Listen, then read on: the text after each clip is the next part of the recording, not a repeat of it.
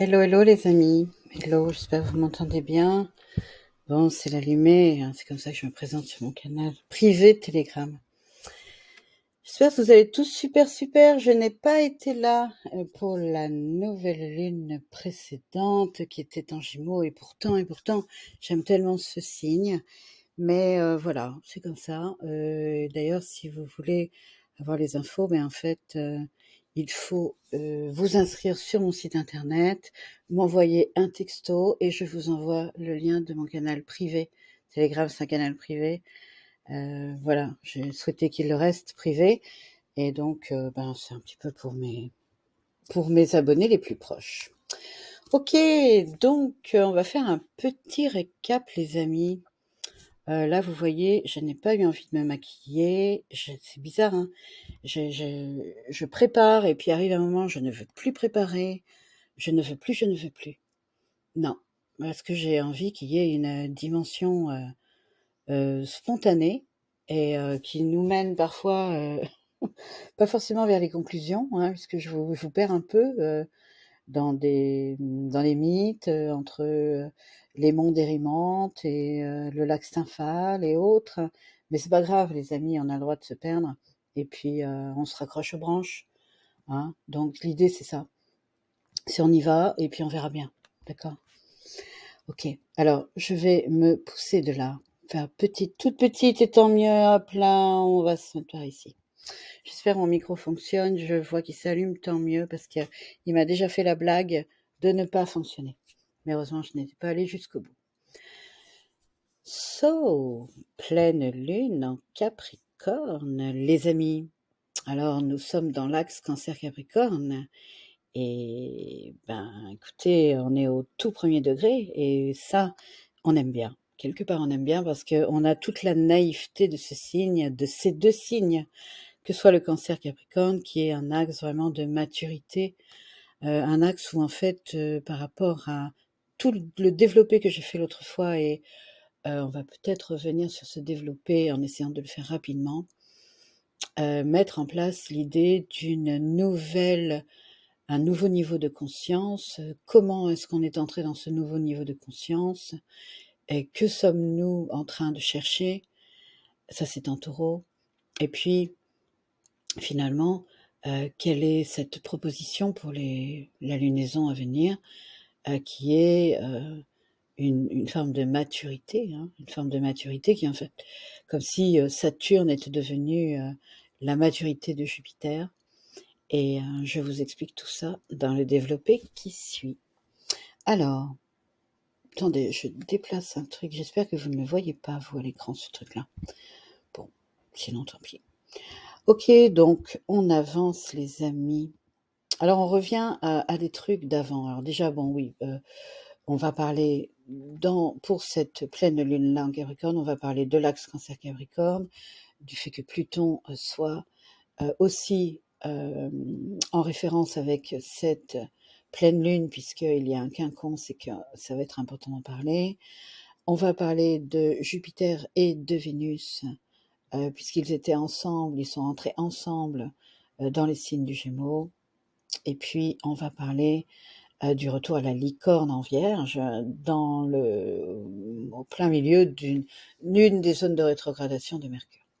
Alors, souvenez-vous, on va faire le petit récap antérieur, d'accord? La nouvelle lune en Taureau précédente, en fait, qu'est-ce qu'on avait? On avait Chiron conjoint Mercure. Et là, on est allé vraiment raconter des choses concernant Hermès,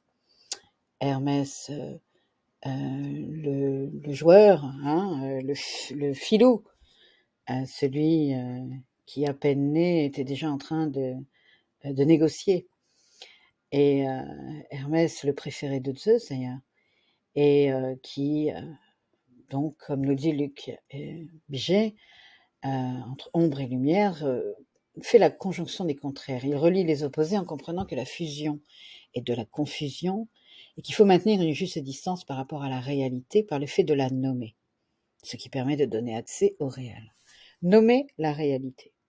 Et cette compréhension-là de la réalité va être en fait une manière de déconstruire cette réalité. Et puis on savait aussi, une nouvelle lune en Taureau, qu'on avait Mercure conjoint à Chiron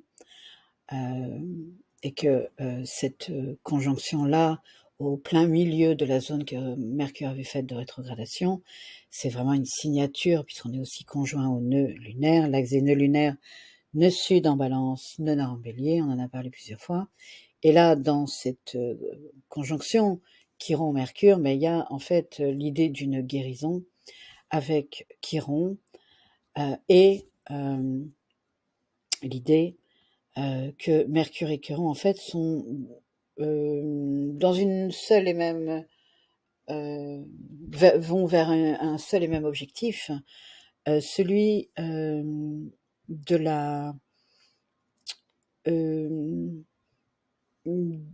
comment dire, avec Chiron on va être dans une forme d'acceptation de l'injustice, d'acceptation de l'erreur, parce que l'erreur fait partie du parcours. C'est compliqué, mais l'erreur fait partie du parcours. Pourquoi ? Eh bien parce qu'en fait, cette erreur que l'on croit être une erreur, peut être une erreur selon vous dans le niveau 1 de la lecture que vous pouvez faire de cette réalité, alors que en niveau 3, 4 ou 5, c'est en fait une forme de réponse. Et on l'a dit l'autre fois, on a dit Mercure questionne en permanence l'expérience. Et quand il questionne l'expérience, en fait, il va chercher Uranus. Et on va être dans un travail de désidentification pour atteindre la liberté intérieure. Désidentification de quoi ? Mais finalement, de toutes nos croyances. On a tout fabriqué depuis les premières perceptions et on s'est perdu sur le chemin, les amis. On s'est perdu parce que toutes ces croyances, finalement, ne sont que des normalisations de ce que nous sommes vraiment, de la lumière que nous sommes. On va dire que c'est juste une déformation finalement de notre nature véritable. Et la proposition, peut-être que la proposition de Mercure, c'est alors de déconstruire nos croyances jusqu'à la première croyance et de se désidentifier pour atteindre la liberté intérieure. Qui nous offre la liberté intérieure ? Uranus. Uranus qui fait appel au mental supérieur. Donc cette conjonction Chiron-Mercure, en bélier qui plus est, conjoint en nord, qui nous ramène, qui nous questionne vers cette nature véritable, cet élan naturel, ce système nerveux autonome, c'est-à-dire indépendamment de la pensée, puisque le corps va être en symbiose avec la pensée, mais si vous décidez d'arrêter de respirer, ça ne va pas être possible. Il y a un système nerveux autonome. Et ce bélier parle un peu de ça, il parle de cet élan du cœur. Hein. Pourquoi j'aime, pourquoi je n'aime pas, pourquoi j'ai envie d'eux, pourquoi je n'ai pas envie d'eux. Il n'y a pas de réponse à ça. Ok ? C'est comme ça. C'est la vie. C'est votre couleur. C'est la couleur que, comme le dit Elvira sur la non-dualité, c'est un pixel. Vous êtes un pixel parmi la grande peinture. Et c'est votre couleur. Okay, il n'y a pas forcément d'explication à cela, si ce n'est que finalement, la manière dont on va nous se perdre, c'est de se croire calife à la place du calife. On croit que nous sommes Dieu, quelque part. Okay, alors que Dieu est. Et puis voilà.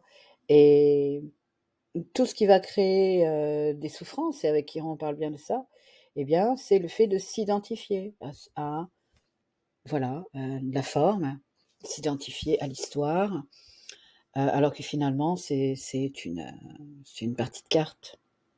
C'est une couleur, c'est une équation comme ça, unique, qui est l'expression de non pas d'une identité, hein, je ne sais pas si on peut le dire comme ça, mais en tout cas de l'expression d'une des facettes du divin. Et finalement les vivre comme ça, et se désidentifier de je suis, j'ai eu, j'ai fait, ce que Saturne est en train de faire en Poisson depuis un moment, eh bien finalement c'est une façon de sortir de la souffrance, et c'est une façon aussi de sortir de l'illusion. So, Uranus. Et Uranus, où est-il ? Uranus, il est dans le signe du Taureau. Alors, on est à chaque fois, si je remontais, vais-je y arriver? Oui, dans des zones de rétrogradation, hein. Les zones de rétrogradation de Mercure, ça fait longtemps qu'on est en train de jouer avec ça. Et puis on va maintenant être dans cette grande zone de rétro que le signe que le Mercure gère aussi, puisque c'est le signe du Gémeaux. Et je sais plus tout ce que je voulais dire.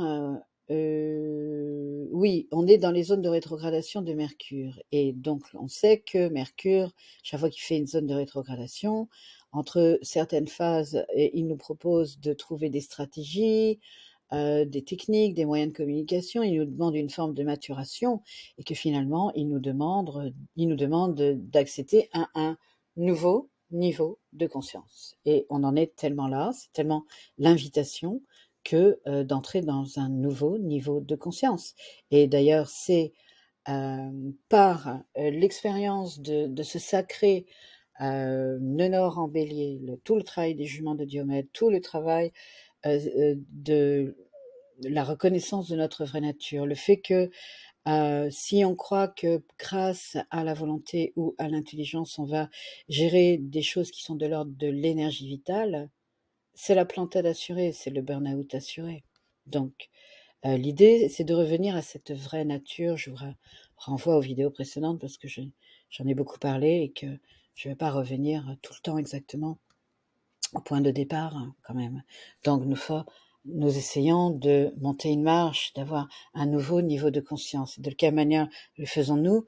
En essayant d'aller déconstruire les croyances jusqu'aux premières croyances, jusqu'à même la croyance d'exister en tant que personnage. Alors, un Luc Biget vous dirait que finalement, la grande question du mariage, et c'est peut-être ce que le Cancer et le Capricorne nous fait bosser, c'est ce mariage entre âme et personnalité. Hein, parce qu'il peut y avoir une friction entre ça, clairement. Il peut y avoir un non-sens total. Il peut y avoir une vie dans laquelle la personnalité va se prouver en tant que l'inverse de ce que veut son âme, mais c'est peut-être simplement pour aller acquérir l'autre face de l'axe, hein, parce que tout fonctionne en polarité, en fait, dans l'astrologie. Alors, Uranus. Pourquoi Uranus? Parce qu'Uranus a rencontré le nœud Nord, lui, il fut un temps en Taureau, que ça fait un moment qu'il est en Taureau, et qu'il en sortira finalement, il est dans les derniers degrés du Taureau, et que qu'est-ce que nous sommes vraiment allés chercher en Taureau, si ce n'est ces 3 pommes du jardin des Hespérides dont on a déjà parlé, qui nous emmènent vers la face lumineuse du mythe de Prométhée, Uranus. Pourquoi je vous parle de ça? C'est parce que Prométhée a refusé le féminin, la lune qui maîtrise cette pleine lune en Cancer, puisque la lune est en Capricorne et le soleil est en Cancer. Hein, on est sur cet axe-là. C'est un axe de maturité en fait, d'accord? C'est un axe où on va passer de l'enfance à l'adulte, où on va passer du maternant au paternant, où on va être dans un travail de polarité, famille, travail. C'est vraiment un axe de maturité. Et on pourrait dire aussi que c'est une manière aussi de faire maturer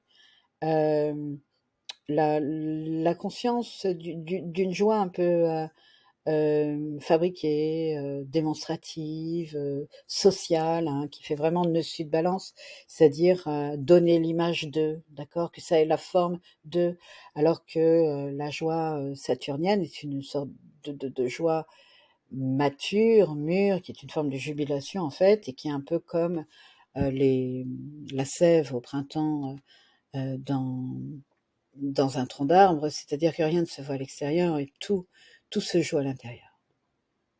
C'est une manière aussi d'avoir, parce que ça fait référence à la rate dans le corps humain, le coffret du corps sacré dont je fais référence et sur lequel je suis en train de bosser et qui vient de faire l'objet de la dernière vidéo de Luc Biget sur son site, et qui nous renvoie en fait au fait de nettoyer. Alors non, reprise. Le fait faire du sang neuf, ok? D'arrêter de ramener les tares du passé, puisque finalement la rate est le cimetière des globules rouges et que on va finalement être dans l'option, le délire d'une nouvelle vie, d'une nouvelle vitalité, d'un nouvel élan. Et qui permet cela? Eh bien, c'est ce Saturne en Poisson qui s'est complètement diffusé dans les grandes eaux de l'infini et qui a joué son rôle de siphon intérieur et de désidentification. On est allé chercher les 3 pommes du jardin des Hespérides, les amis, qui étaient donc la face lumière. Pourquoi je vous dis ça? Je reviens en arrière parce que je vous l'ai dit tout à l'heure, Prométhée n'a pas accepté le féminin. D'ailleurs, les personnes qui ont un mythe de Prométhée en leur thème doivent aller vers la Lune, d'accord, pour accueillir ce féminin. Non, lui, il était dans une espèce de création limite névrotique et sans prendre le temps de la gestation, du féminin, de ce féminin Lune qui donne forme, qui permet la forme et qui nous renvoie à un mariage possible entre âme et personnalité. Prométhée n'a pas accepté Pandore et c'est son frère Épiméthée qui s'est marié avec elle.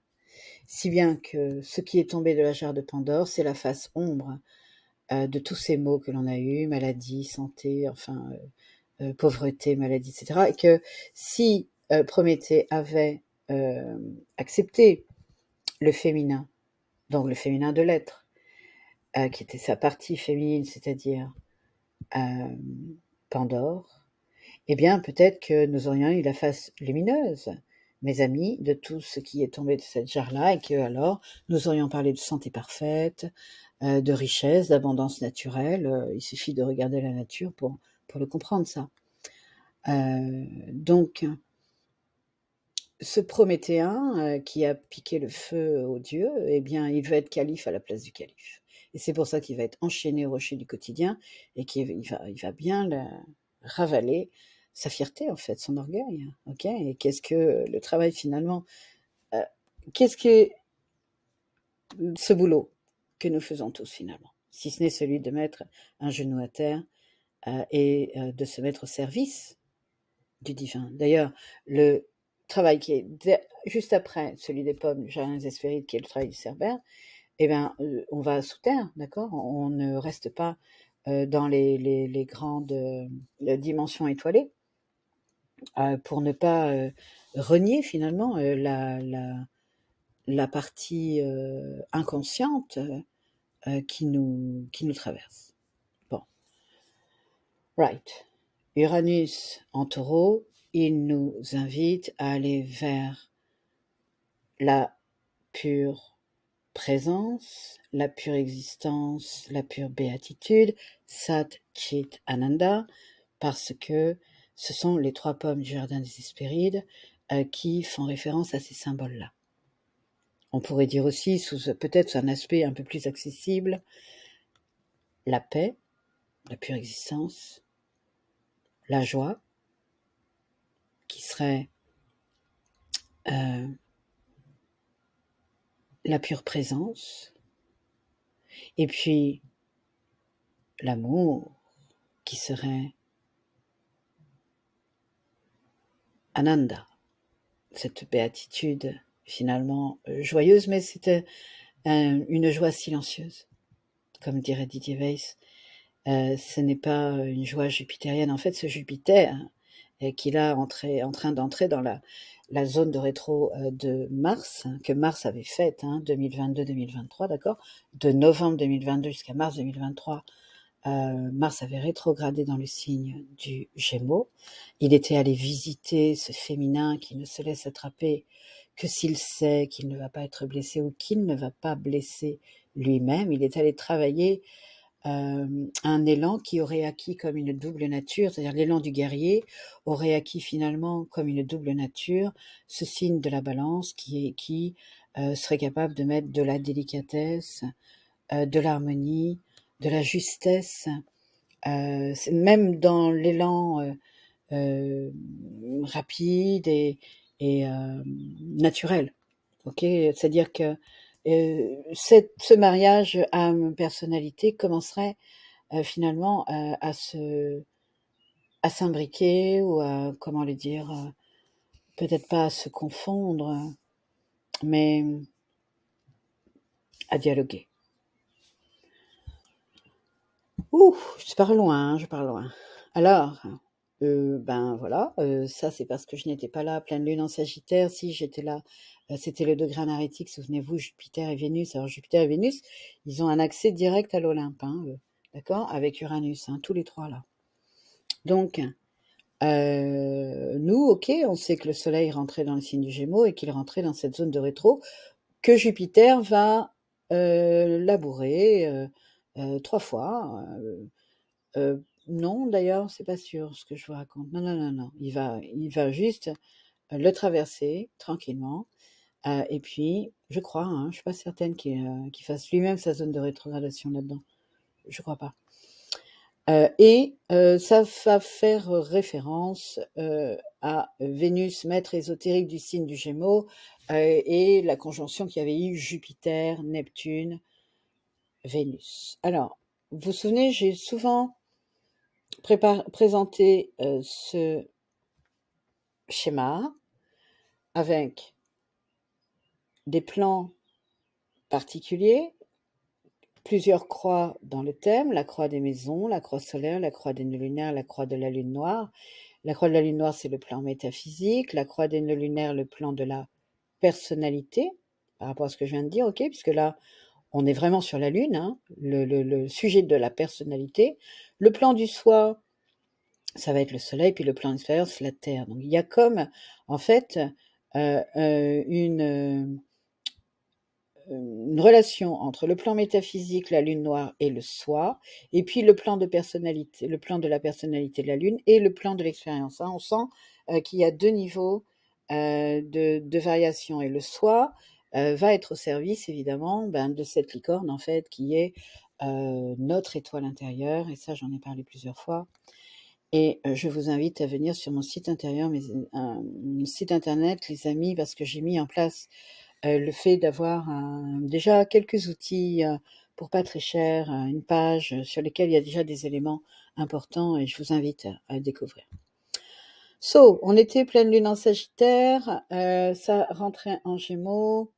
Le Gémeaux, j'en ai parlé tout à l'heure, c'est la biche de Sérigny, avec ce féminin possiblement blessé quand un Mars est dedans.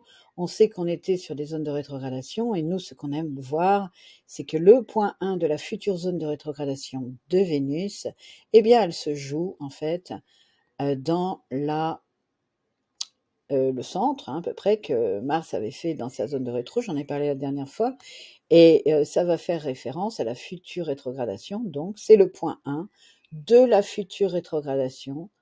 Je réessaye de remonter en avant. C'est pas gagné. Attendez. Ah ouais, non, non, non. Tant pis. Je ne sais même plus où j'en suis. Voilà, on en est là. On sait qu'il y avait eu une grande conjonction ici avec Vénus puis avec Mars. Et aujourd'hui, là maintenant, nous sommes dans la pleine lune en Capricorne. Alors, pleine lune en Capricorne, eh bien, elle est conjointe à Vénus et à Mercure. La lune en face est dans une des zones de rétrogradation qu'avait faite Mercure. Souvenez-vous que justement, entre le Sagittaire et le Capricorne, nous avions retrouvé la conjonction Mercure-Soleil qui marquait le fait que il y ait une rétrogradation de Mercure, et que donc on avait un pied dans le Sagittaire, un pied dans le Capricorne. Ok, cette fois-ci, donc nous sommes clairement dans le Capricorne à 1 degré 0,8 au tout premier degré, avec toute la naïveté finalement du signe, tout l'élan du signe, ces 3 premiers degrés qui sont marqués par le signe du Bélier. Et puis ce qui est intéressant de constater, c'est que nous sommes sur la croix Cancer, Capricorne, Bélier, Balance, qui est la croix cardinale, et qui met en mood un élan, un mouvement, une prise de conscience. Alors, laquelle est-ce qu'elle est? Laquelle est-elle, cette prise de conscience? Eh bien, cette prise de conscience, elle fait déjà référence au fait que Chiron soit conjoint au nœud nord, enfin non, il l'est plus, mais il l'a été, et en tout cas dans une même, dans des, dans une zone d'influence quand même qui reste visible, avec un nœud nord en bélier, cet élan, ces jugements de diamètre dont j'ai parlé tout à l'heure, ce nœud sud en balance, conjoint à vertex, comme un rendez-vous, d'accord? Un rendez-vous qui dit, ok, maintenant, tout ce qui touche à la forme, on va laisser ça à la Lune. C'est la Lune qui est capable d'articuler une forme avec une pensée, et comme le dit Luc Bichet, parce que c'est la maîtrise ésotérique du signe de la Vierge, et la licorne est dans le signe de la Vierge, eh bien, on articule une forme avec une pensée, on le fait si bien, elle l'a si bien fait, la Vierge d'articuler la forme avec une pensée, qu'elle en a porté le Christ. Alors, qu'est-ce que c'est que cette désidentification du personnage, le fait de devoir retourner tous les petits cailloux sur le chemin de nos croyances pour revenir non plus à la croyance, mais à l'exploration, l'expérience, parce que finalement, c'est cette expérience, on peut retourner les choses, qui va nous renvoyer à la nature du soi, du soleil, et ensuite à la nature de cette licorne sur le plan métaphysique dont je vous ai parlé, et que cette croix cardinale ou cette pleine lune là que l'on a maintenant, Cancer Capricorne, et qui demande une forme de maturation, va être en quinconce avec Pluton, et ça va être un aspect majeur dans cette lune, puisque qu'est-ce qu'un quinconce supérieur? Supérieur dans le sens croissant, c'est-à-dire qu'il est en face de l'opposition, il est après, ok? Il est après l'opposition. Lui, c'est un mystère dans lequel il faut plonger. Il faut tester cette nouvelle confiance dans le monde. Et ça, c'est important, les amis. Tester cette nouvelle confiance dans le monde. Je veux dire qu'on se fait bombarder. On est en guerre, en fait. On se fait bombarder. Ok, tous les jours, en fait. Et cette maturité, cette manière de reprendre les rênes, finalement, de l'exploration et non plus de la croyance, d'accord? Ça va être remettre à jour cet homme de nature dont on a parlé plusieurs fois. Et cette fois-ci, moi, je trouve que cette pleine lune en Capricorne nous demande une forme de maturité. Elle nous demande d'aller vers la guérison qui rompt cette guérison, mais cette fois-ci, c'est une guérison dans laquelle on va entendre guérir, dans laquelle finalement nous serions allés chercher ces 3 pommes du jardin des Hespérides, la paix que nous sommes, les amis, la paix que nous sommes, la joie que nous sommes, mais pas une joie démonstrative, ok? C'est une joie naturelle, c'est la joie de la vie en fait. Et puis l'amour qui est, d'après les propos de Pierre Guillemets que j'aime beaucoup, l'absence du sentiment de séparation. Bref, est-ce un gap pour articuler merveilleusement une forme avec une pensée de telle façon à ce que cette cohérence nous invite à porter le Christ que nous sommes? Alors pas forcément que nous sommes déjà, mais que nous devenons. Ok, nous devenons ce Christ. C'est comme une forme upgradée de nous-mêmes, où on arrête d'être calife à la place du calife, on arrête de dire moi je suis, moi j'ai fait, moi j'ai eu, ah bah si c'est comme ça, moi machin, parce que finalement, on se met au service de la vie, nous servons la vie, et nous rentrons dans ce mystère dans lequel il faut plonger, et nous testons cette nouvelle confiance dans le monde. Voilà, c'est le travail que fait la licorne en vierge, articuler une forme avec une pensée, le faire tellement bien que la Vierge porte le Christ, être dans une forme de cohérence totale, ça ne veut pas dire forcément d'avoir nié une partie de l'ombre que nous avons. Okay, nous sommes dans un travail de polarité. on va chercher les deux pôles. Hein. Et puis, je ne m'écarte pas trop, ça c'est le chien. Vas-y, crache. Crache.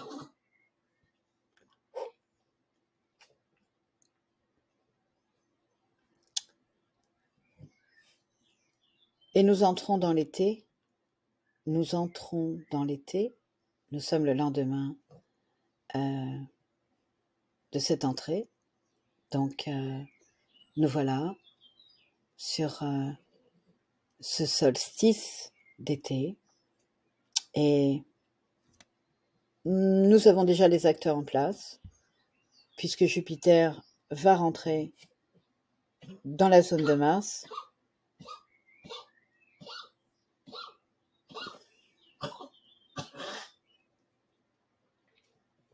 Heureusement qu'il crache. Hein.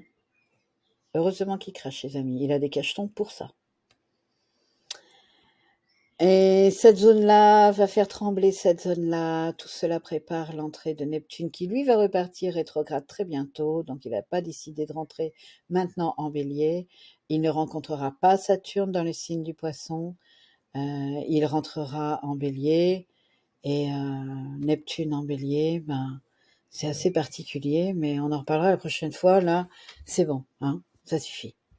Ok, les amis. On upgrade le schéma. Nous avons rendez-vous avec la vie, un rendez-vous où on arrête de se prendre pour le calife à la place du calife, où on se met en situation de maturation, de maturité. Quelle est la manière de le faire?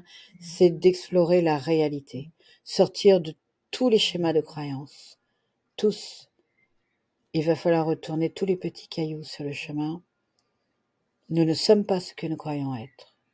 Ok? Et toutes ces personnes qui me parlent du pouvoir, comment dire, le pouvoir que je suis, machin, on oublie jeu, ok? On vire jeu et il reste pouvoir. C'est le pouvoir de la vie, right? Ok.